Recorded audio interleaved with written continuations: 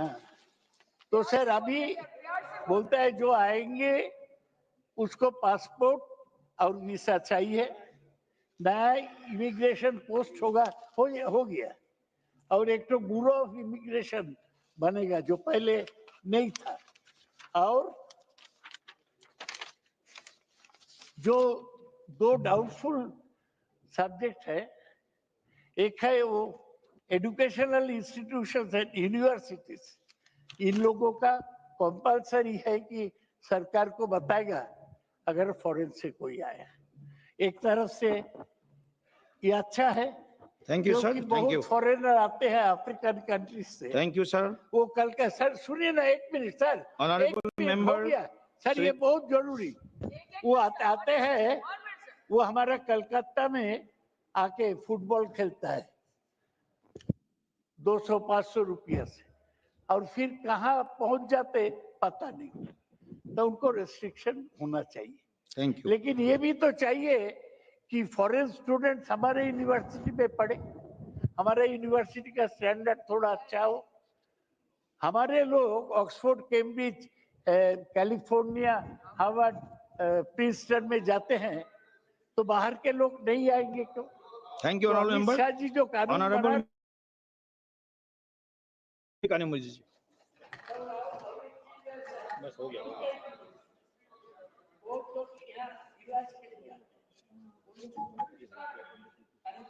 Please start, Kanimozhi. Sir, Please let start. him finish, sir. No, already finished. You No, you sir, are allowed. please also. Nothing will be going on record. You please start.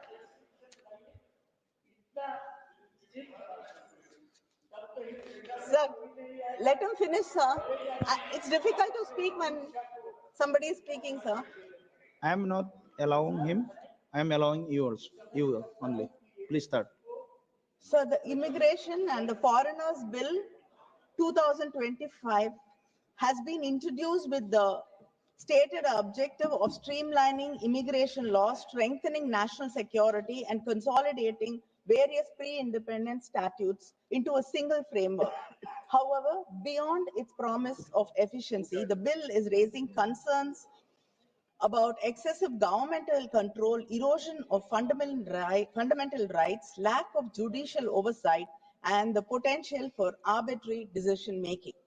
This new bill aims to consolidate provision from 4 different acts, which has already been mentioned.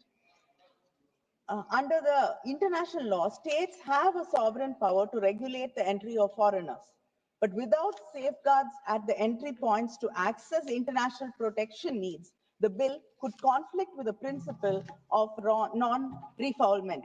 The principle broadly protects individuals from being removed to countries where they face risks of torture, inhuman treatment, and threats to their lives or freedom. As a core norm of customary international law, non-refoulement is a binding obligation for all states. National security concerns and refugee protection principles are not mutually exclusive. States have legitimate reasons to prevent foreigners who pose security threats from entering their country.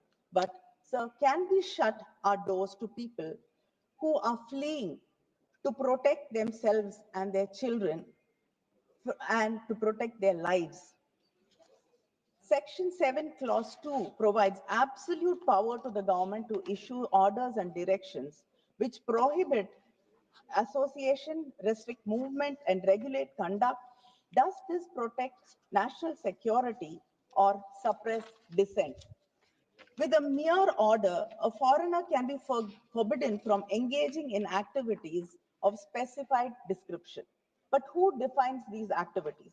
If expression, assembly, and political engagement are deemed undesirable, does not this amount to calculated erosion of freedom of speech?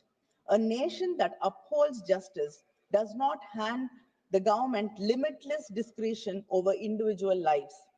We have already seen how many laws introduced under the guise of national security have been widely criticized for their misuse, often leading to arbitrary detentions, prolonged legal battles, and often they become a clamp on dissent. One of the major concerns regarding the bill is the provision that denies foreigners the right to be heard before an immigration officer who makes a final decision on their entry, stay, and deportation. The availability of no scope for appeal is against the very concept of natural justice, which is that no person shall be condemned unheard. The International Law Commission, in its work on the expulsion of aliens, has reaffirmed that the exercise of the state discretion must not be arbitrary. While states have sovereign powers over immigration, the power is not absolute and is subject to the limits of fundamental rights and due process guarantees.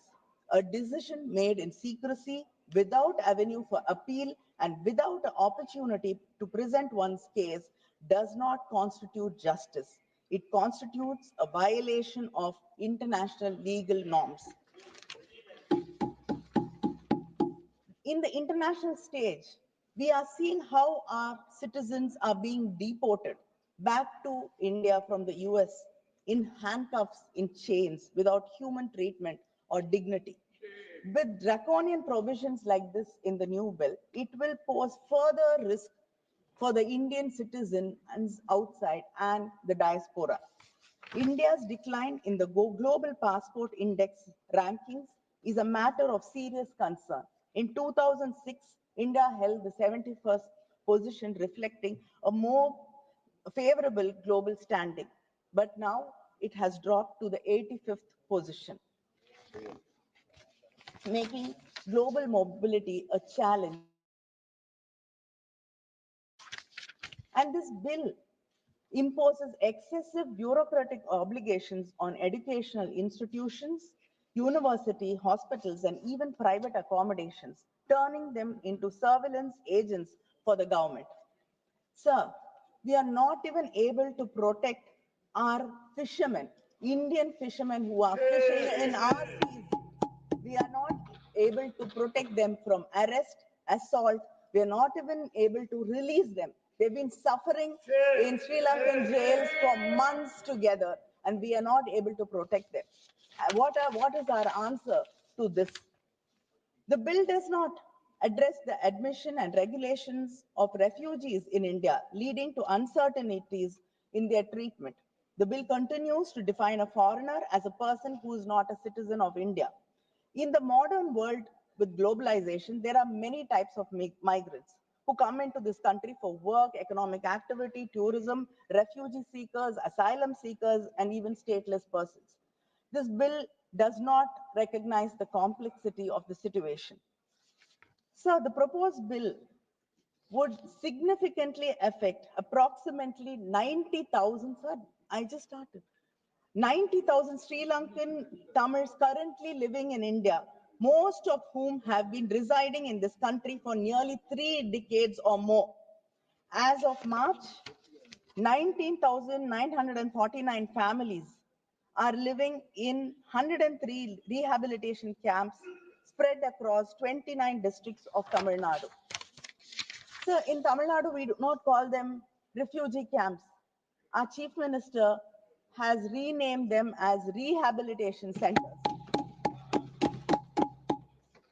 So, but this bill does not look at these people who've left their homes, who've come to India seeking refuge to protect themselves. I like to read a few lines by a Sri Lankan Please poet, conclude. Please conclude. Shiva Ramani.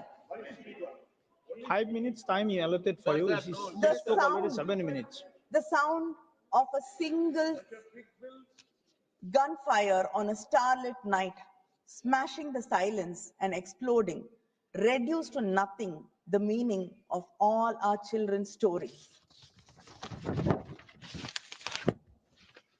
And in the brief daytime remaining, they forgot how to make chariots from torn apple seeds or to play. Amidst the stress of a night during wartime, our children had turned into adults. This is the pain with which they've come to this country, seeking refuge. But this bill does not address their plight, does not care about their future. Sir, clause 3 mandates that any person entering or staying in India must possess a valid passport visa. Sir, how otherwise they're punished by 5 years imprisonment and 5 lakh as fine. Sir, how is it possible for a fleeing refugee who comes seeking asylum to our country to have a valid passport, a visa? If these provisions are strictly enforced, sir, the Sri Lankan Tamil refugees in Tamil Nadu will be liable for criminal prosecution after living here for over 40 years. Shame.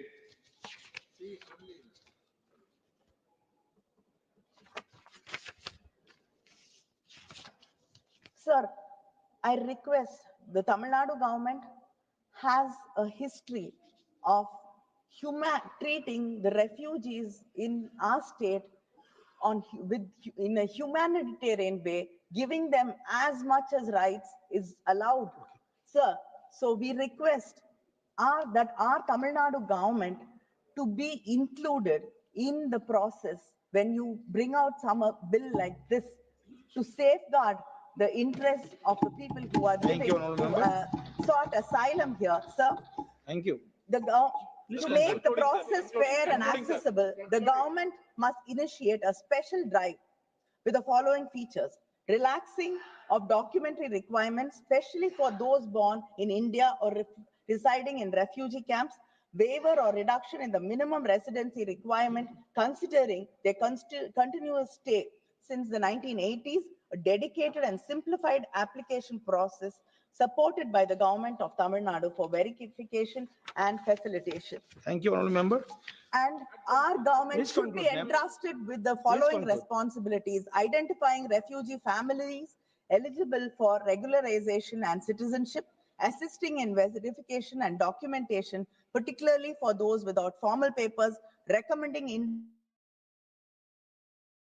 tax citizenship or exemption from penal and deportation provisions. Sir, I request the government to understand that people who've left their countries, who cannot go back to their countries, who are have no homes anymore, cannot be treated Honourable as Member illegal Shri P. Mahesh migrants, Kumar ji. and you have to look P. at Mahesh them Kumar ji. beyond humanitarian government. They are Mahesh our Kumar ji. people.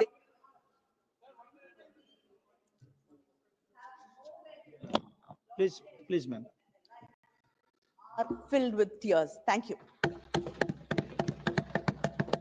You start.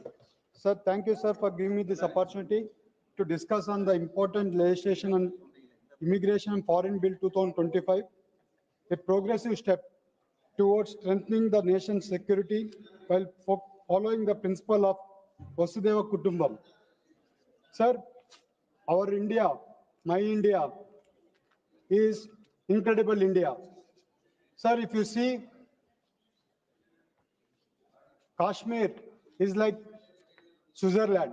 When you see Rajasthan, it is like UAE, deserts, and beautiful rivers, and old cultural temples. And sir, old India and new India, urban India. So, lot of foreign tourists or foreign immigrants